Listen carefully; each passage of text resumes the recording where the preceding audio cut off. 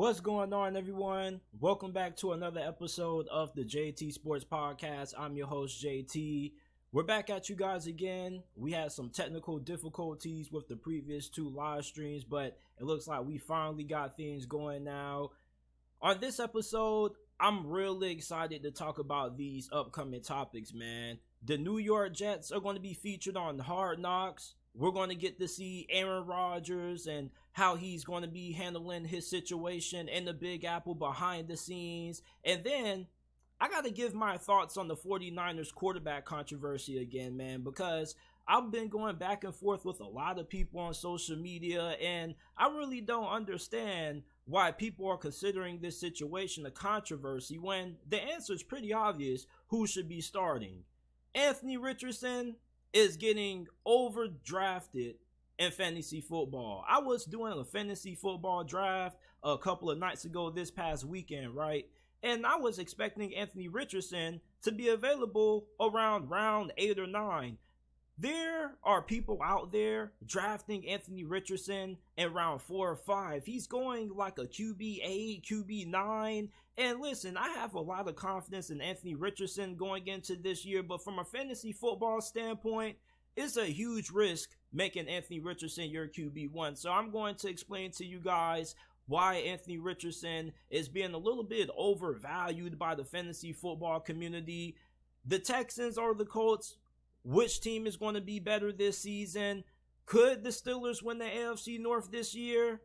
They currently are the least favorite team to win the AFC North this year. When you think about the Cleveland Browns, the Cincinnati Bengals, and the Baltimore Ravens, most people believe that those three teams have a better team than the Steelers. And the Steelers don't have a bad team. It's just that it's just such a talented division. So many people think there's a possibility that they could finish behind the Browns in 4th place in the AFC North. But I'm going to explain to you guys why the Steelers potentially could win the AFC North this year. And lastly, we're going to be talking about the Razorbacks, man. How good is Arkansas football going to be in 2023? Before we get into it, if you haven't already, make sure that you go ahead, like the video, subscribe to the channel. We go live every day, Monday through Friday at 5 p.m. Eastern time. Also, make sure that you catch our live stream that we have going on later today if you're listening to this live with college football with Sam. We're going to be discussing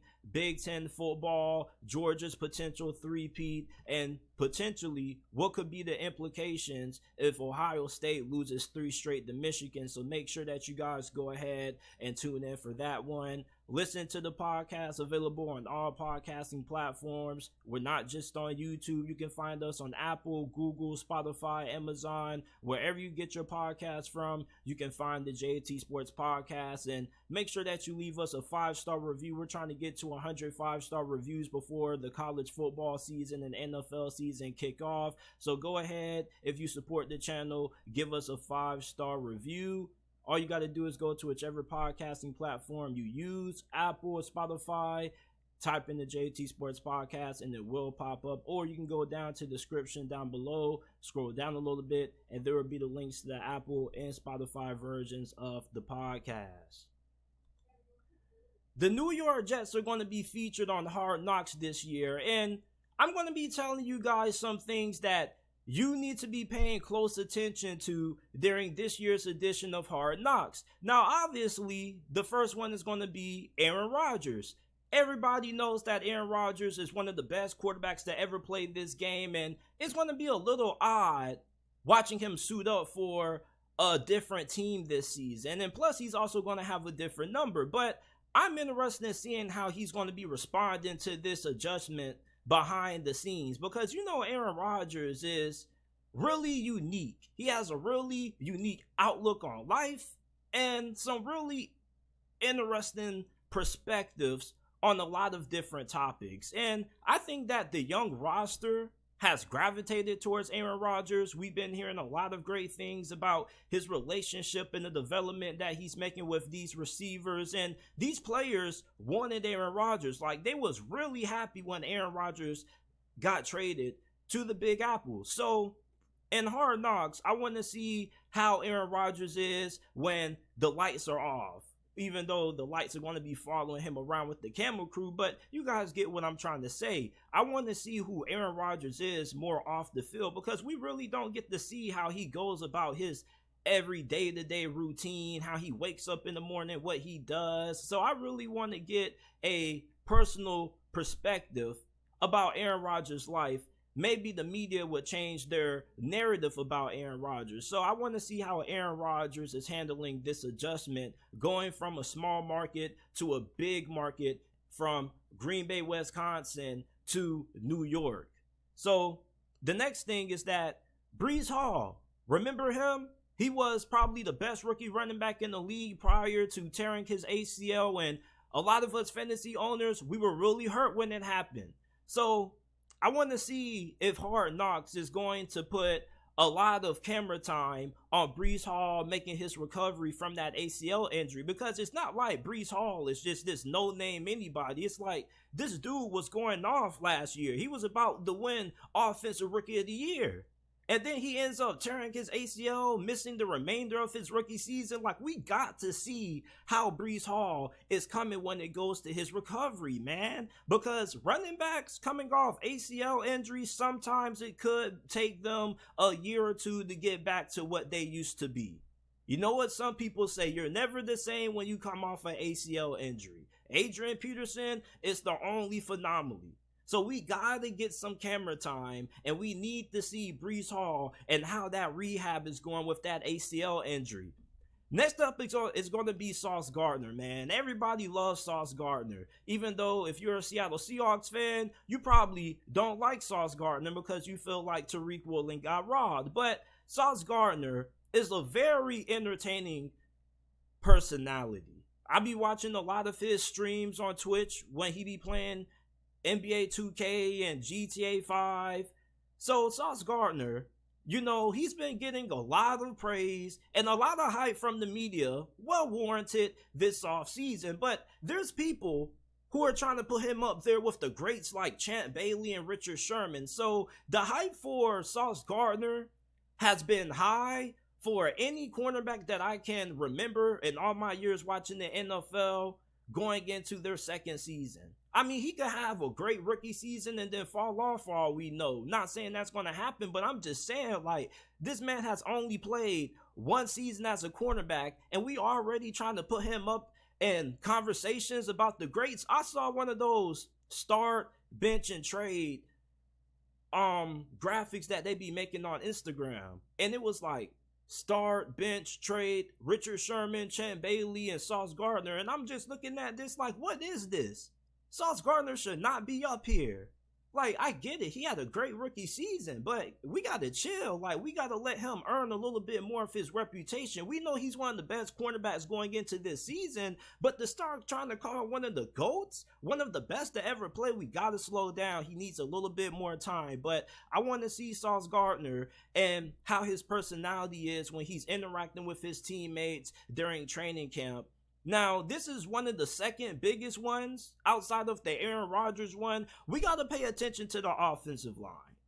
Now, in my opinion, I think too many people in the national media are making a big fuss about nothing when it comes to the offensive line. Because let's be honest, you really think these people that spend their time on national media talking about the New York Jets are really actually paying attention to their offensive line? Like, their offensive line is not as bad as what people are making it out to be. Mekhi Becton is only viewed in that bust category because he can't stay healthy. When he's on the healthy, I think he's pretty productive. You also have two very solid offensive guards. You got Lincoln Tomlinson. You got Elijah Vera Tucker. Now, I don't know how Dwayne Brown is going to hold up there at left tackle. Like, hopefully he can stay healthy. He is really up there in age. Like, really up there in age. He should be retired. But for some reason, they got him back this season, and he's about to go on his last ride. What probably should be his last ride.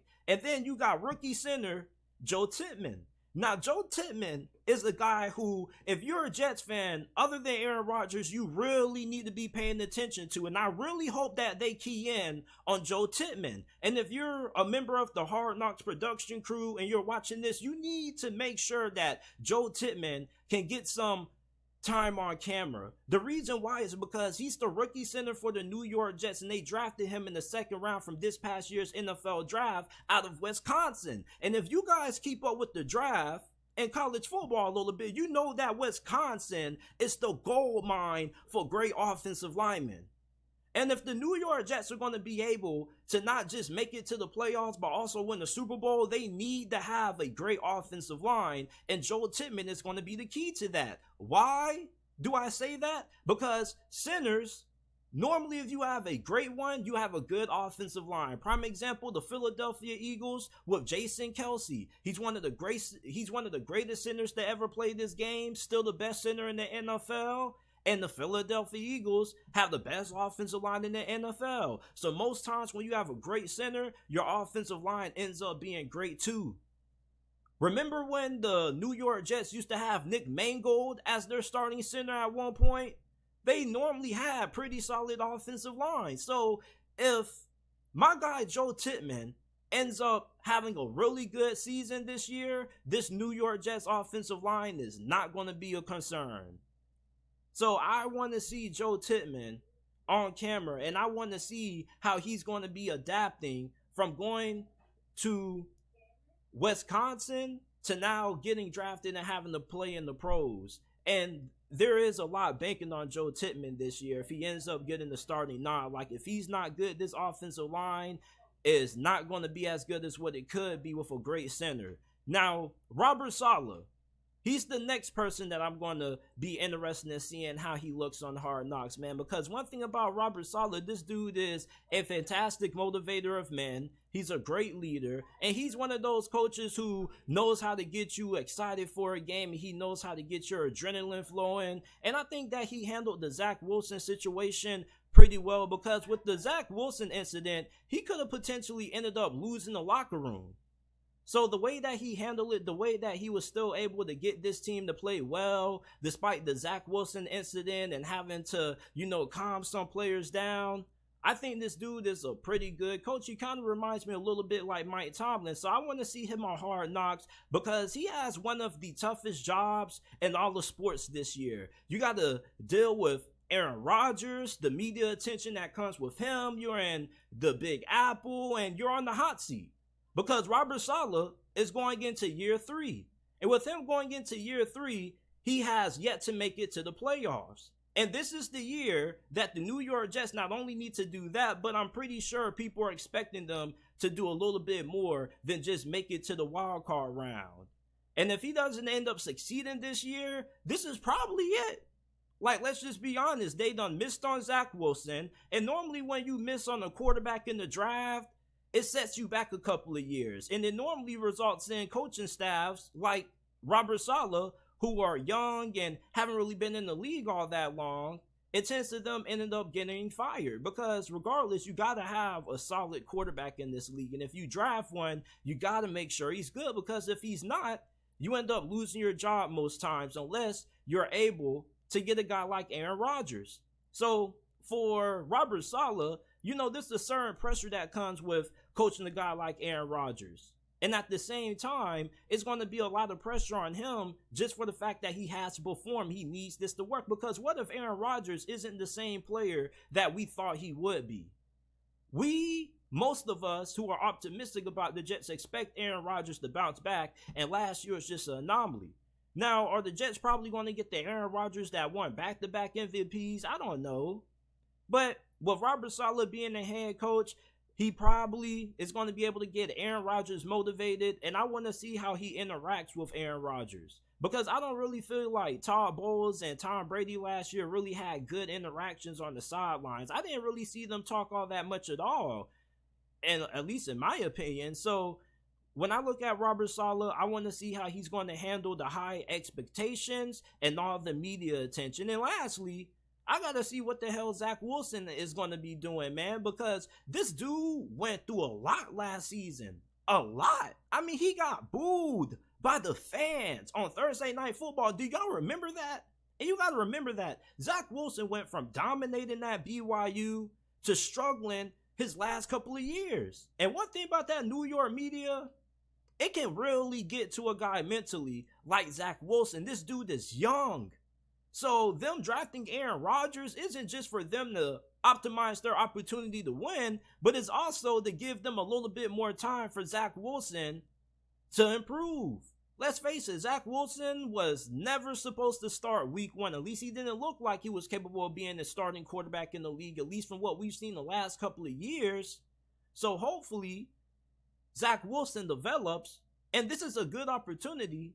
Somebody else who I almost forgot to mention is Nathaniel Hackett. This is a great rebound story. You know, they need to title this subheading or this subtitle for Hard Knocks, featuring the Green Bay Packers, the rebound story. Because you remember Nathaniel Hackett?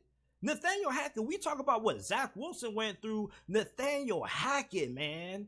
You talk about somebody who had all the expectations in the world last season, and it just crumbled. And it did so fast. And we got to see him on camera.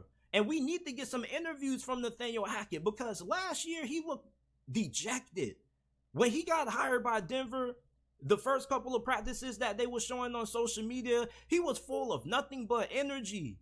And even when things were not going all that great to start last season, when he was the head coach of Denver, he still had a lot of energy and optimism. And then as the season kept getting worse and worse and worse, we started to see less energy out of Nathaniel Hackett.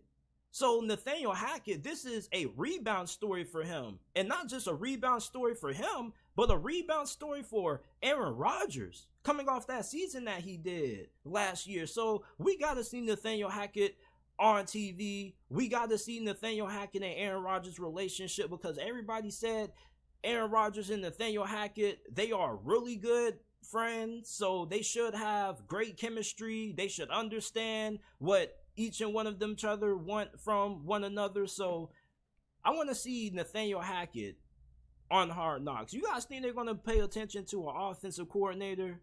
I don't know if offensive coordinators have really been featured in the past, but normally they do give the camera time to the guys who have like a lot of personality, and Nathaniel Hackett has a lot of personality. So this is my rant about the things that I'm looking forward to seeing on Hard Knocks. I know they're not going to have all these players featured heavily, but I would at least like to see a lot of Joe Tippmann and Zach Wilson.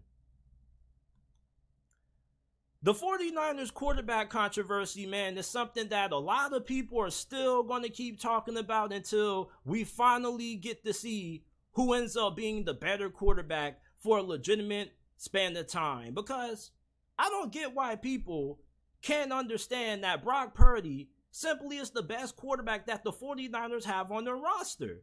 And this is why I want to take the time today to analyze the 49ers quarterback controversy, man, because I think the answer to how this controversy is going to play out is pretty simple. Brock Purdy's going to get healthy from that elbow injury. He's going to come in week 1, and he's going to pick up from where he left off last season, which was taking the 49ers to the NFC Championship game. And you know what really gets me going? What really gets me fired up is when people like to doubt Brock Purdy, and they like to use the whole ceiling argument. Well, they need to go with Trey Lance because Trey Lance has the higher upside. You know what starting Trey Lance over Brock Purdy does? It shows you that you're politicking. And you know what politicking means? Politicking is where you don't start the better guy based off who's the actual better player on the field. You start who you think has more upside, or you start the other guy who isn't better than the dude behind him. And the locker room does not get behind that. The locker room will severely be upset if Brock Purdy isn't the starter. Okay, like Trey Lance, okay, he may need a little bit more time for us to show everybody what he's capable of. But we've seen what Brock Purdy did last season. He took the 49ers to the championship, and everybody wants to discredit him, talking about man, anybody could have played that way with the team he had around him. Well, Trey Lance didn't. And then people try to throw the argument at me, well, Brock Purdy was a 4-year starter at Iowa State. And when Brock Purdy was in his final season at Iowa State, Trey Lance was on the bench behind Jimmy Garoppolo. He had plenty of time to not just learn the offense, but also get acclimated to the speed of the NFL. So he had a head start over Brock Purdy than anything. And plus, He was getting majority of the first team reps all throughout training camp last season. Remember, they had pretty much pushed Jimmy Garoppolo to the side and said, we don't even need you to come practice. And they had Trey Lance getting all those reps, all those first team snaps, and Brock Purdy was just in the back, not even getting a sniff of the first team, right? And then he comes in against the Miami Dolphins and ends up acting like he is a veteran and he's known these guys for years. Do you guys not know how difficult that is? A quarterback just doesn't go from being Mr. Irrelevant, which is pretty much a meme, to end up being a fourth-string quarterback to inserted starter in the middle of a really big game. And then he just comes out and looks like it's effortless. That's pretty much what he did, because he was slicing and dicing Miami's defense. And he did this with no first team reps. Do you guys not understand how difficult that is? Come on now, dog. Come on, man.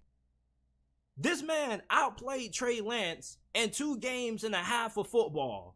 And we mean to keep saying that, oh, well, we don't know how good Brock Purdy truly is. He isn't more talented than Trey Lance. The best quarterbacks that ever played this game, I'm not going to say all, but some of them had limitations. And although Brock Purdy doesn't have the physical strengths that Trey Lance possesses, he's good enough to win you games. We don't know if Trey Lance is good enough to win you anything. So therefore, the 49ers, to solve this controversy, should obviously start who the better guy has been on the field up to this point in his career, and that's been Brock Purdy. And if you think Trey Lance is better, you need to stop it. Get some help. Like, you really do, man, because there's no reason why you should be saying any times that Trey Lance should be starting over Brock Purdy as QB1. There's no reason why Brock Purdy shouldn't be starting for the 49ers this year. He's already proved to us that he's better than Trey Lance on the field. He's won the games. Brock Purdy should be the 49ers starting quarterback week 1. And if you don't believe that, man, stay off the weed. Seriously, bruh. Because I don't even know how you can make an argument for Trey Lance starting over Brock Purdy outside of potential. Are the 49ers tanking, or are the 49ers trying to win a championship? If they were tanking and they just wanted to say, you know what, we don't have a shot at winning the Super Bowl, then okay, they should go ahead and start Trey Lance, because it just makes sense when you have nothing to play for. But if you're trying to win a Super Bowl this year, Brock Purdy gives you the best chance of that. Well, JT, you know, defensive coordinators watch film. Okay. And you act like Brock Purdy isn't getting better.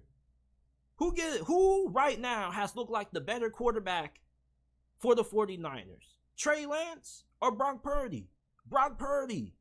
You talking about he hasn't had the amount of games that Brock Purdy has played in. Okay, well, let's compare what they did in their first 2 games. Who was better? I think it was pretty obvious who was better.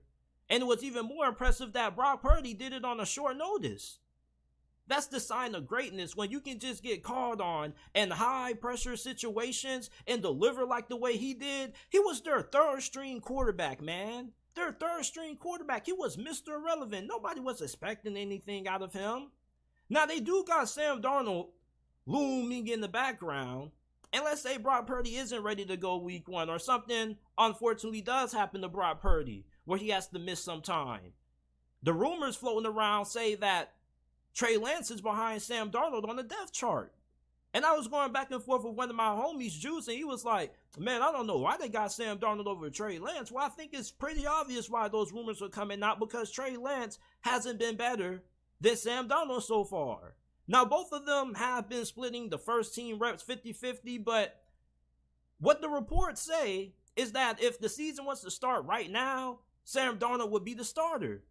I just don't think that Trey Lance is a good fit for the system that Kyle Shanahan runs. I really think Trey Lance would be better off in a different opportunity, because this is not a really great one. And to be fair, you know, he did get injured. He hasn't really had the time to really get significant playing action. He's one of those players that is only going to get better with more reps. But it's like the NFL is a performance-based business. And if you can't perform, you're not going to get a lot of opportunities. You don't have time to sit around and get better. Like, most of these GMs, when they draft you, they expect you to be good right away due to how good Joe Burrow and Justin Herbert were. Nobody's really drafting a QB in the top 5 for them to really sit for a year or two. Like, if you get drafted in the top 5, top 10, they want you to play and they want you to be good right away, because if you're not, people end up having doubts about you. And if you don't have that same head coach, the new head coach may not be all that big of a fan of you. So we tie this back into the 49ers situation with Trey Lance. I just don't think that him and Kyle Shanahan are a good fit. I think, they got a little bit overzealous. I think they were dreaming a little bit too much about what he could be and maybe not seeing him for what he kind of was coming out, which was a developmental project. And that's the same label that people try to put on Justin Fields. But at least the difference with Justin Fields is that he had way more years of experience being a starting quarterback at a way higher level of college football. He would have been a better fit than Trey Lance. So Trey Lance right now, he kind of looks like a bust. So if you're the 49ers, you're better off just trading him, trying to see if you can get a 6 or 7 round pick. And if not, you could keep him around, but I'm pretty sure he's not going to want to be like a 3rd string QB and watch Brock Purdy continue to shine. When you think about the expectations that he probably had and, his dreams and aspirations to be the starter, and you just going to let him sit and, be on the books for his rookie contract, I don't know, man. I feel like if you're Trey Lance in that situation, you may end up trying to force your way out. I don't think he would be thrilled with being like a 3rd or backup option when he was a 3rd round pick. If he ends up doing that, that shows a lot of humbleness on his side.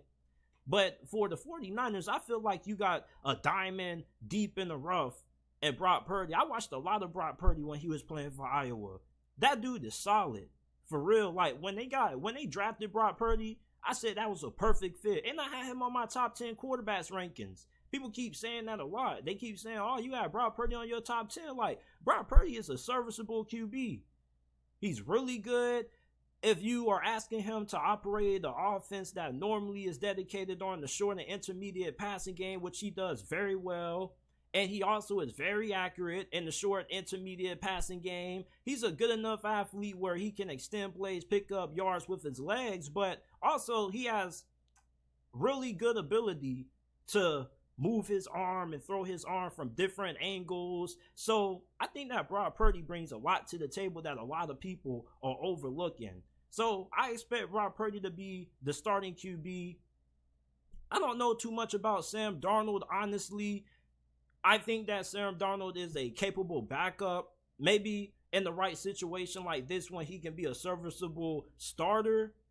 But I don't know. Maybe he could end up going off because this dude also was a high 1st round pick. And sometimes when you link up these 1st round picks that haven't worked out with a elite offensive mind, they end up kind of flipping the switch. You remember Sean Payton's final year in New Orleans with Jameis Winston? Jameis Winston had the best touchdown to interception ratio in the NFL at 14-2. And the Saints had the best record in the division at 5-1 until he ended up getting injured. So if Sam Darnold ends up getting an opportunity, I'm not saying that it's a guarantee that he'll go off, but he may end up looking a little special with Kyle Shanahan having a magic touch. But this is my thoughts on the 49ers quarterback controversy. Let me know how you guys think about it down in the comment section down below. Gotta get some water, man.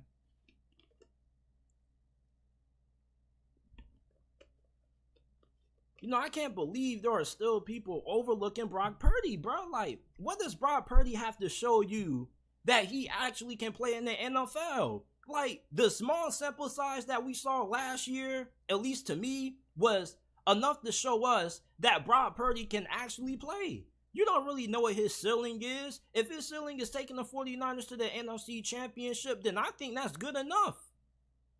And he probably can get the 49ers way further going into his 2nd season. Like, Brock Purdy has some really good traits. He may not, wow you athletically, but there's a lot of good things that Brock Purdy does. But if you haven't already, make sure that you leave a like on the live. We go live every day, Monday through Friday at 5 p.m. Eastern time. Also, make sure that you subscribe to the channel, turn on post notifications so you don't miss when we upload a new video. And lastly, rate the JT Sports Podcast 5 stars. You can find us on Apple and Spotify. All you got to do is go to whichever platform you like to use, type in the JT Sports Podcast, and it will pop up. Or you can go down to the description down below, scroll down a little bit, and you will find the links to the Apple and Spotify versions of the podcast.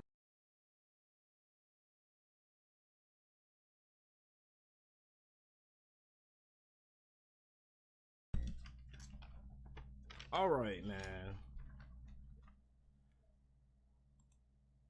You know, I was drafting my fantasy football team a couple of days ago this past weekend, and I was really surprised when I saw somebody draft Anthony Richardson in round 5. And that's not my first time seeing Anthony Richardson getting drafted that high. I saw Anthony Richardson get drafted as a QB 6 in one league after Lamar and Justin Fields went off the board. Like, a lot of people are really overvaluing Anthony Richardson in fantasy football this year. Now, I'm not saying that Anthony Richardson is going to be terrible.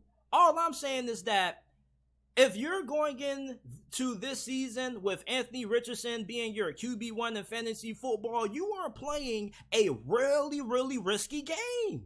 You're playing a more risky game than what I was with Jameis Winston being my starting quarterback in fantasy football for the last couple of years. And this is coming from somebody who had to start Lamar Jackson his rookie season. And the thing with Anthony Richardson is that Anthony Richardson is going to have some good games where he ends up having some performances that just blow you away and they end up helping you win your fantasy football league that week. But also he's going to have a couple of games where he's going to end up struggling and giving you less than 10 fantasy points. And then you're going to be screwed. And he can have way more of those performances where he has under 10 points than he has those performances where he ends up going off and give you like 25 to 30 plus. So I'm not saying that Anthony Richardson is going to be a bad QB, because I know why a lot of people in the fantasy football community are taking Anthony Richardson this high, because you remember how good Justin Fields was in fantasy football last year. And we know that in real life, if you're not good, a lot of people are going to say you're not good. But in fantasy football, it's weird because a QB who may not be all that good in real life is good from a fantasy football standpoint. And Justin Fields, he wasn't a good passer, but when this dude decided to run the football, he was able to carry fantasy teams on his back. And this is coming from somebody who had Justin Fields. I was on the Justin Fields fantasy hype train before the season started last year. Now, it took him a while to get going, but that game that he had the first time they played the Lions, yeah, he was carrying. So I get why people are high on Anthony Richardson, because you're thinking that Anthony Richardson, although he's not a good passer, he'll be able to account for his lack of passing ability with his legs, and his legs can generate a good amount of fantasy points, especially when you couple that in with the rushing touchdowns. And plus, it's not like he's not going to throw no passing touchdowns, so you account that this is somebody who could go off, and if he ends up hitting right out the gate, he could end up being a winner in most fantasy football leagues. But the problem with Anthony Richardson is that a lot of people are just thinking about the highs that comes with him. A lot of people aren't really accounting for his lows, and his lows are really low. Like, you really could end up having some games where you end up getting 5 fantasy points out of Anthony Richardson, and that's very possible. Because I remember having Lamar Jackson his rookie season and his passing not really being all that great. So it was like, man, like you ever had your phone and you just refreshing your fantasy leagues, just swiping right and just checking on the scores while you watching the game. So I was watching Lamar Jackson one time. Man, this dude ain't get a fantasy football point until like midway through the second quarter, man. Like, it was just awful. Same thing with Jalen Hurts. Now, I didn't have Jalen Hurts last year, but I know a couple of people who did, and even when they had Jalen Hurts, it was like, man, like, watching Jalen Hurts kind of is a drag, because, like, the dude doesn't get a lot of passing yards. You got to account for his rushing ability. And I was like, yeah, but, you know, that's kind of been the trend in fantasy football. Like, those quarterbacks normally produce a lot of great numbers from a fantasy football standpoint, but the problem with getting a guy like Anthony Richardson is that his passing is probably not going to be all that great. And I'm not going to say he's not going to have any success at all, but what I am saying is that I think he's really going to be inconsistent this year. And I don't really think you want the kind of Anthony Richardson inconsistency as your QB1 in fantasy football if you're really trying to win your league. So let me know what you guys think about Anthony Richardson down in the comment section down below. Anthony Richardson, like I said, I don't have anything against Anthony Richardson. I think Anthony Richardson is going to have a really good rookie season. My only concern with Anthony Richardson is just, his inconsistency. And I don't think that Anthony Richardson has a lot of experience. And I think that his lack of experience probably is going to hurt him this year. But I don't think he's going to be garbage. Like, if you want to be risky and take that gamble with Anthony Richardson, go ahead. But I think that Anthony Richardson is going to have a lot of games that make you go, oh, man, like, what was I thinking drafting him this high? Like, Anthony Richardson is somebody you take a flyer on when you have a solid QB, and then maybe Anthony Richardson starts popping off and he can be consistent, then you go ahead and start him. But drafting him this early with training camp not even starting and not even seeing him in a preseason game is really risky to me. Now, I was looking at the recent odds when it comes to who's going to end up winning the AFC North, and the Pittsburgh Steelers are projected to finish in last place in the AFC North this year. And I've been going back and forth with one of my homies, Juice, and he's been telling me that the Cleveland Browns are going to finish over the Pittsburgh Steelers in third place in the AFC North this year. And I cannot see a world where Pittsburgh ends up finishing last in the AFC North this season. And you're probably going to say, why do you say that, JT? I mean, like, are y'all more talented than the Bengals? Okay, I'm not a biased fan. I'm going to say the Bengals are more talented than us. Are y'all more talented than the Ravens? Yes, they are. What about the Browns? I mean, okay. Do you have a better quarterback than any of those teams? No, but I don't think Kenny Pickett's a bad QB. I think Kenny Pickett showed a lot of promise during his rookie season. I think that he got better in every single game. But, okay, yeah, we do have the worst quarterback in the AFC North. But do we have the best head coach in the AFC North? Yes, you do, because do you know who we have as our head guy? We got Mike Tomlin. So as long as we have Mike Tomlin, I got a lot of faith that the Pittsburgh Steelers are not going to finish in last place in the AFC North. Now, I don't know who's going to finish in last place in the AFC North, but I just know it's not going to be Pittsburgh. So if anybody else ends up finishing in last place, talk about the other teams. And most likely it's going to be the Browns. Like, I just don't trust the Browns. But when I look at Pittsburgh, though, instead of talking about could they finish in last place, I think they got a better opportunity of actually winning this division than they do finishing in last place. So I want to talk about, could the Steelers actually win the AFC North this year? And they actually can.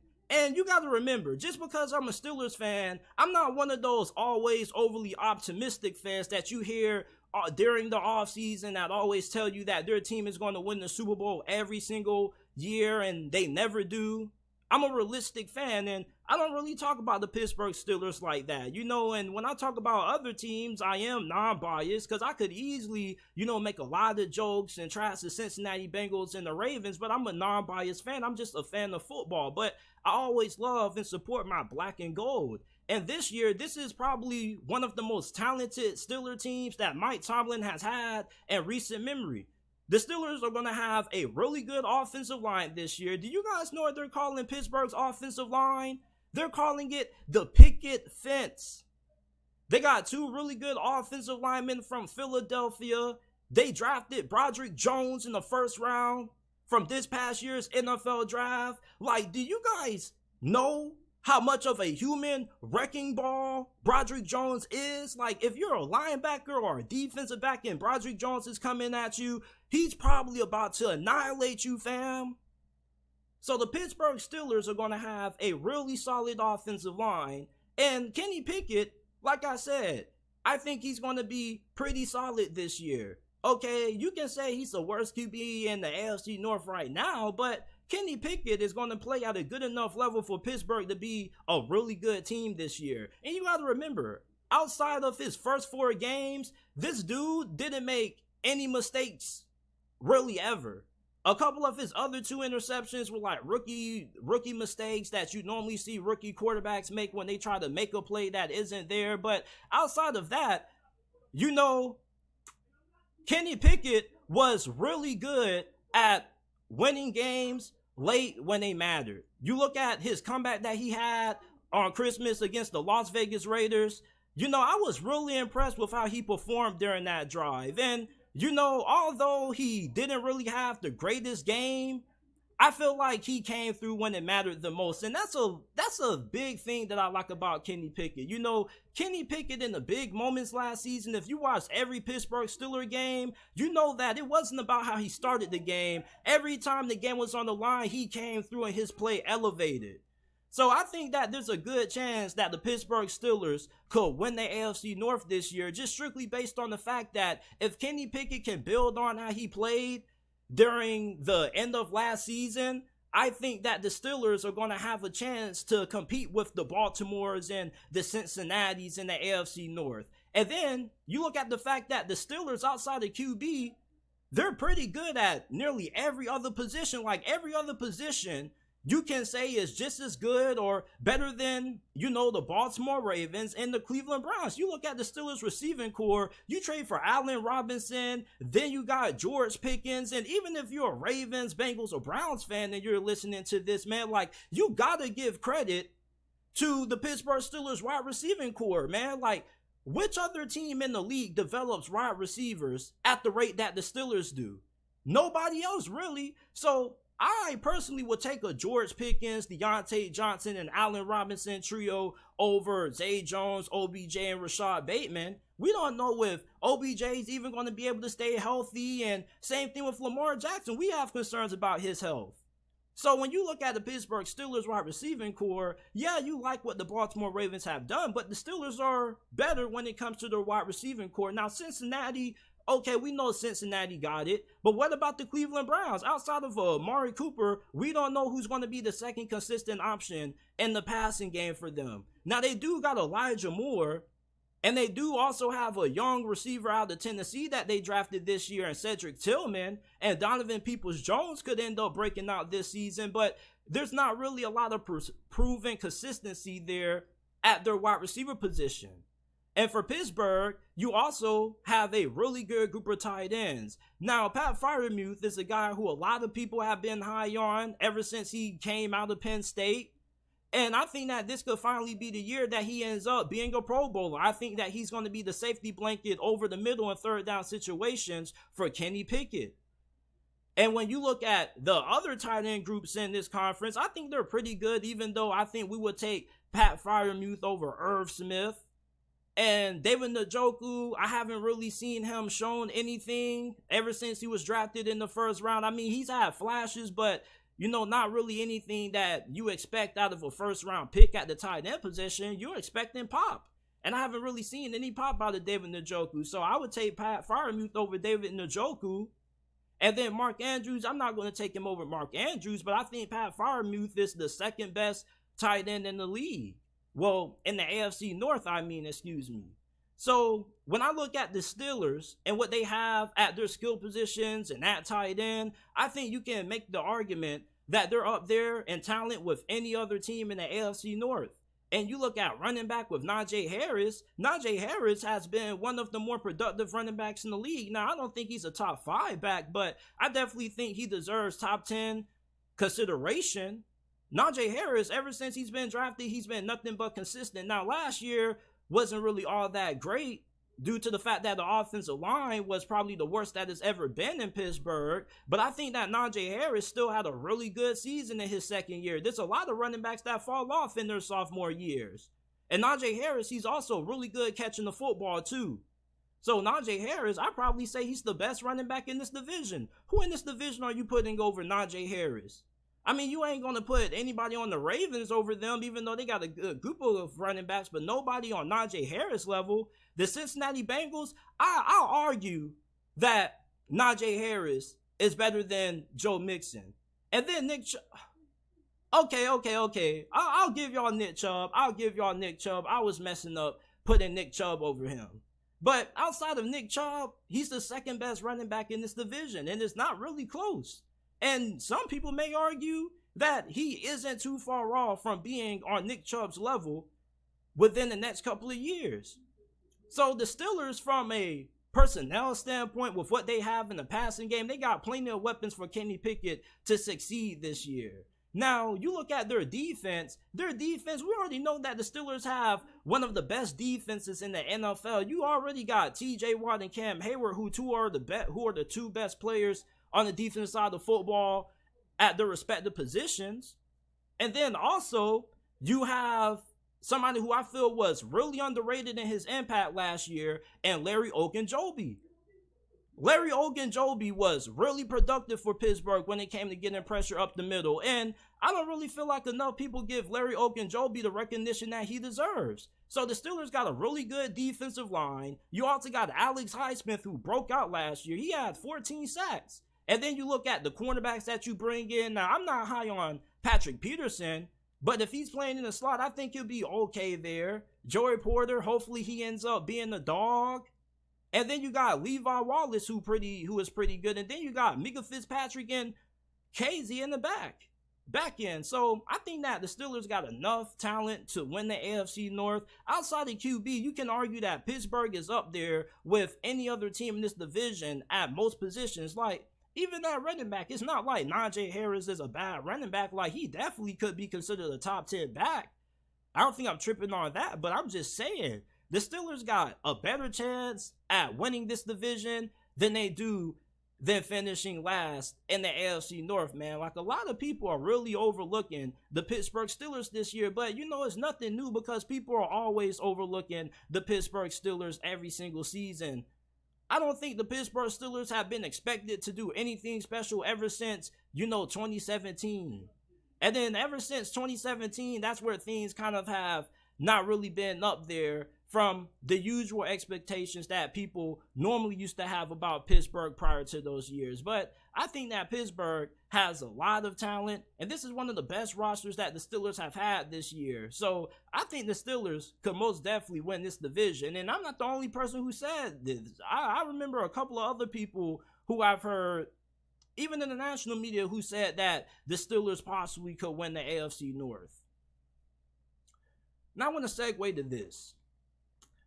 The Texans or the Colts, who's going to be better this season? Now, I got into an argument with one of my friends a couple of days ago, and he was saying that the Texans were going to be one of the worst teams in the league this year, and that Indianapolis was going to be the team to surprise people. And the reason why I think he kind of said that is because he's a Cardinals fan on the low, and he wants the Texans to be bad so the Cardinals can have another high draft pick. But I don't think that's going to happen. And I want to talk about why I think the Texans are going to be better than the Colts this season in 2023. Now, I get that Indianapolis, when you look at their offensive line, it isn't really bad. They just had a down year. So you're hoping that Shane Steichen can come in there and get some of those guys back to playing at the levels that they were prior to 2022. And then you look at what they have at receiver. They are a little bit better at receiver than what Houston is. But when you look at their quarterback situation, if they're starting Anthony Richardson, I think that's going to be a main reason why Houston ends up being better. CJ Stroud, he's going to be the more consistent quarterback. He's going to be the quarterback that's going to be more efficient. He's not going to be as streaky as Anthony Richardson, and I think he's going to have one of the better rookie seasons that we've seen in a very long time for some of the quarterbacks that have came out previously. And you got to remember that it was guys like Justin Herbert, Tua Tagovailoa, who had some concerns and doubters about them coming into the league, and they've been pretty well. So I think that when you look at CJ Stroud, I think he can come in and perform at the level that those guys did their rookie seasons. And I think he's capable of giving you like a Justin Herbert-like rookie season. I think he's that good. He has really good accuracy downfield. He also has more mobility than what we initially thought he had prior to seeing his game against Georgia. The only main issue that I have with CJ Stroud is that I don't really think that he's good throwing the football on the run. So outside of that, like, I think that CJ Stroud right now is just a better quarterback than Anthony Richardson in every phase of the game, outside of when it comes to the ability to extend plays and get outside the pocket and pick up yards with your legs. I feel like right now, Anthony Richardson is a better athlete than he is a quarterback right now. So when you have a quarterback like Anthony Richardson at the helm, you can win games with that. Of course, Shane Steichen is going to build a system if Anthony Richardson gets to start around that athleticism. But even then, like, you have DeMeco Ryans that you're going to be going up against, who is a defensive mind. And everybody questions, you know, are defensive minds good to have when you got a rookie quarterback? But he got a offensive coordinator that was under Kyle Shanahan's staff, and Kyle Shanahan has a pretty good coaching tree so far. We saw how good of a play caller Mike McDaniels is, so I'm pretty sure that the offensive coordinator they have for Houston is going to be perfectly fine with CJ Stroud. And CJ Stroud is the kind of quarterback, like, you got to be really, really awful calling the plays for CJ Stroud not to be a good quarterback. Like, CJ Stroud should at least be a top 15 quarterback at worst. So when you look at CJ Stroud, it's going to take a lot around him to not work for him to just be completely inefficient.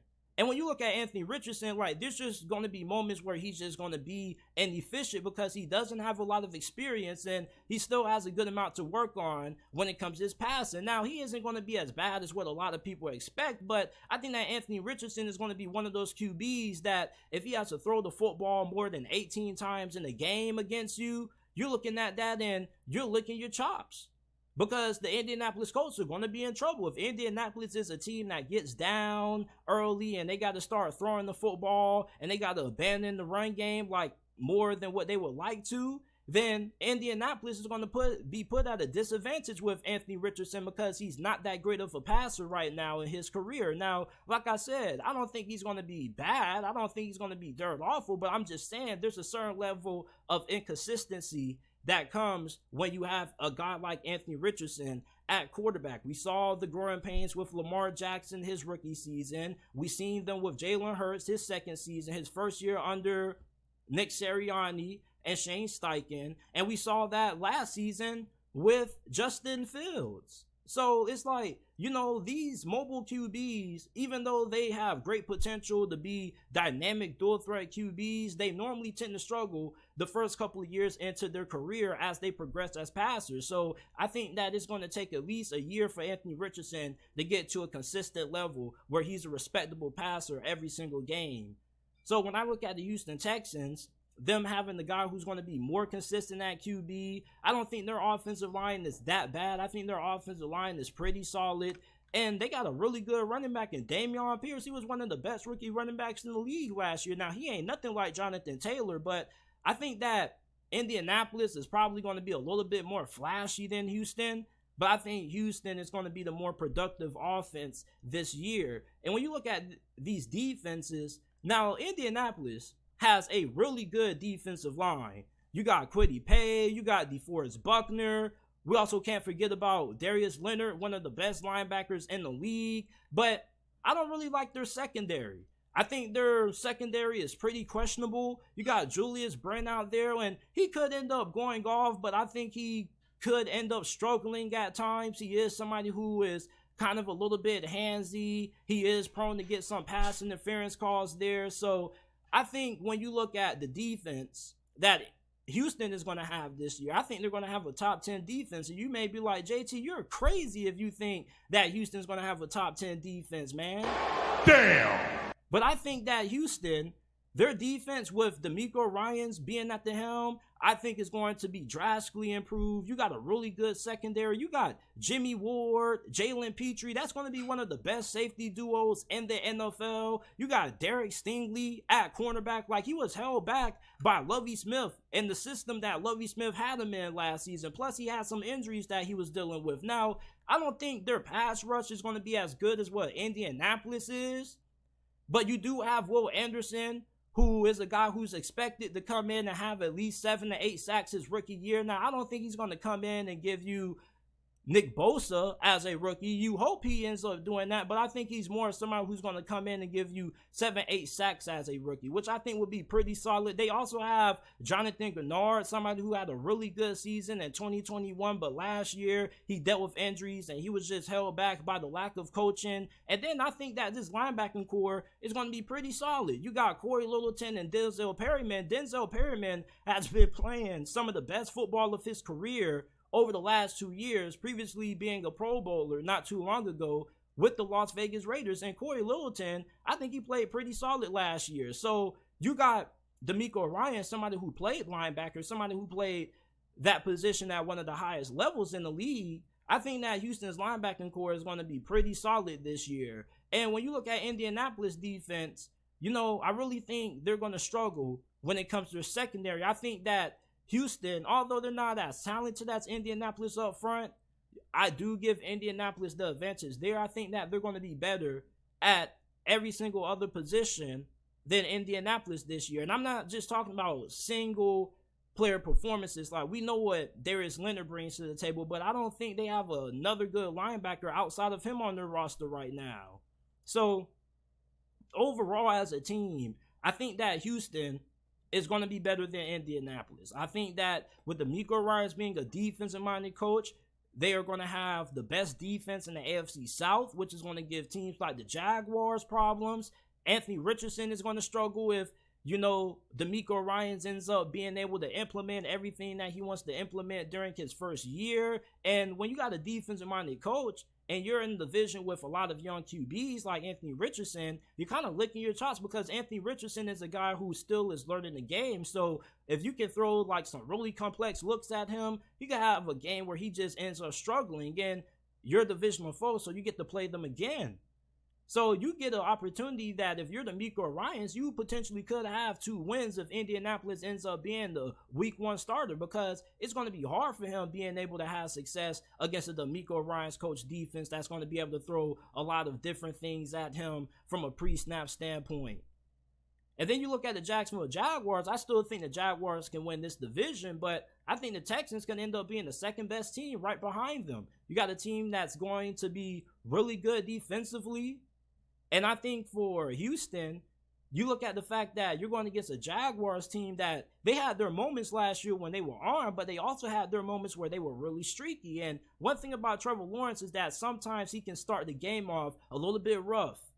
And when you look at that Houston Texans defense, like, it's going to be able to get that Jaguars offense off the field. And this offense isn't going to be terrible. Like, this is going to be a pretty solid and serviceable offense. Like, they don't got a lot of playmakers at receiver like the Jaguars do, but I think they have enough to be consistent. Now, I'm not saying that they're going to be able to win this division from Jacksonville, but I do think that they will be better than the Titans, the Colts. I don't think that the Titans and the Colts are going to be all that good this year. The Colts are going to have inexperience at QB. And you look at the Titans, I just don't think they got a good team, although they possibly could have a really underrated defense. And the Jaguars, they're probably going to win this division, but behind them, I like the Texans. So when you look at the Indianapolis Colts overall, it's like, the Anthony Richardson's experience is going to be a lot of inconsistency. It's going to be a lot of flash, but it's also going to be a lot of Anthony Richardson. Come on now, dog. Come on, man. So I think the Texans are going to be better than the Colts this year. And for you Colts fans that say, well, what if they start Gardner Minshew?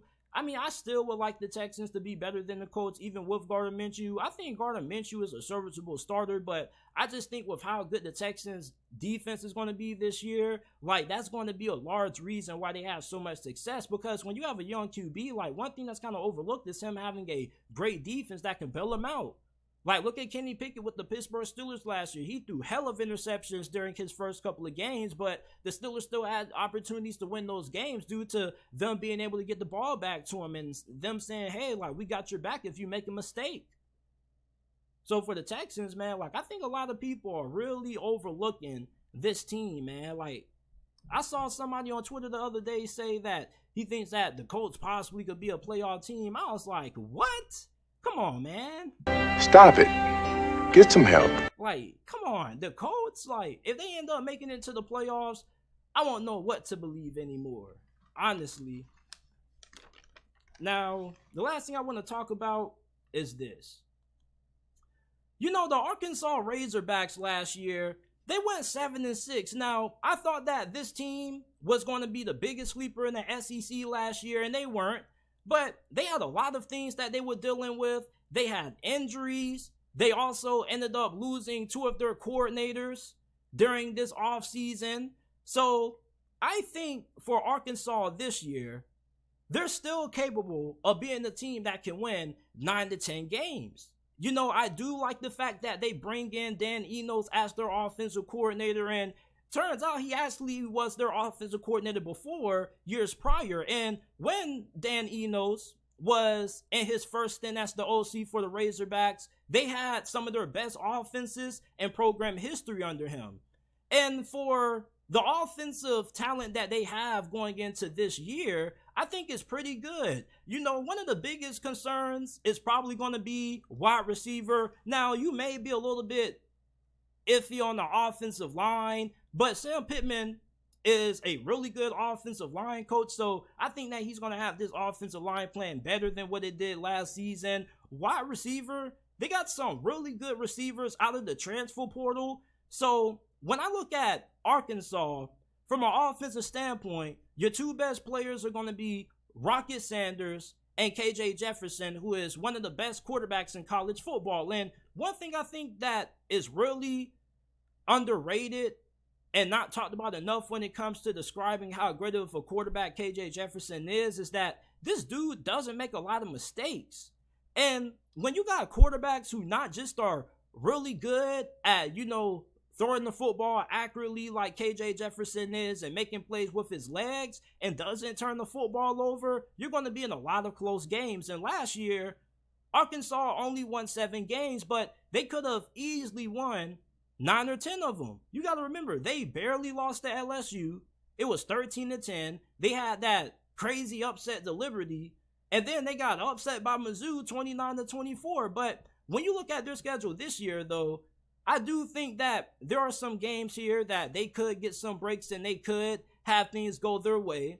But the biggest thing that we got to talk about for Arkansas, if they're even going to have a chance at winning 9-10 games this year, is this damn defense, bro. Like, this defense was awful last year. This was one of the worst defenses in all of college football and probably the worst defense in the SEC. Like, the defense that Arkansas had last season was unacceptable for a school in the SEC football conference, man. So, are they finally going to have a defense that's SEC caliber this year? Now, they do have a new defensive coordinator named Travis Williams. Now, I'm not going to question the hire. I'm just a little bit skeptical about it because I don't really think that UCF's defense was all that great. And I think they do got really good numbers, but they didn't really do anything good when you look at what they were against the run. 84th in rushing yards per game allowed, 78th against the pass. Like, I just don't think his defense was all that good at UCF, but I'm going to give him a chance because Arkansas, they do have a really talented secondary.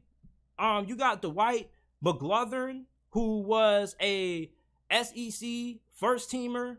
He's one of the best cornerbacks in the SEC. He had 14 pass breakups, and he also had 4 interceptions last season. My bad, y'all. You also got Jaheim Singletary. I went to high school with him, a.k.a. Slim. He went to Georgia. He didn't really play his freshman season, but this dude is like a Jalen Ramsey clone. Crazy size and amazing athleticism. So I think that he's going to be an impact transfer for Arkansas, and they're going to have one of the best cornerback duos in the SEC this year. Now, I also think that you're pretty good at your other secondary spots. You got a really good guy from Baylor coming in at your slot cornerback position, and Hudson Clark was a first-team All-SEC performer last year. So defensively, the talent is there for Arkansas secondary to at least improve when it comes to how they played last year. Now, their linebacker unit is really good. I think linebacker probably is where they have the most depth and talent at on their defense. You got Chris Paul Jr. who returns. You also get USF transfer Antonio Greer, who was one of the better linebackers in the American Conference. And last year he had to deal with some injuries. But when he's on the field, this dude is a really good linebacker. And then when you look at the defensive line, the guy who I'm the most excited about is London Jackson. Now, London Jackson, last season, he was coming in from LSU, and he played pretty well. He had 3 sacks, 3.5 tackles for loss, 23 tackles. So I think that London Jackson is a guy who could end up breaking out this year. He has crazy athleticism for his size. I mean, this dude is 6'7", 269 pounds. So he's another athletic freak, just like how Drew Sanders, the linebacker that played for you last year, was an athletic freak. So I think that their linebacker unit is really good, and I do like London Jackson. Now, I don't know how I feel about the defensive line. They did get a good defensive tackle from Missouri, but I just don't really think they got a lot of great depth on their defensive line, especially when it comes to their tackle spots. But I guess we'll see. But overall, I do like their linebackers, and I do think that they have a lot of talent at that position and a lot of depth. If one guy goes down, they should have guys who should be able to fill in at a serviceable level. And I think that their secondary can also be pretty good, but that defensive line, I just don't know about it. And offensively, they're still going to be really good. Isaac Tesla, Andrew Armstrong were 2 of the more notable wide receivers that they picked up via the transfer portal who should have a good season. I think this offensive line should improve this year. And when you look at their schedule, I think there's the possibility that they could win 10 games. Now, they should go 3-0 before they play Texas A&M or before they play LSU on the road.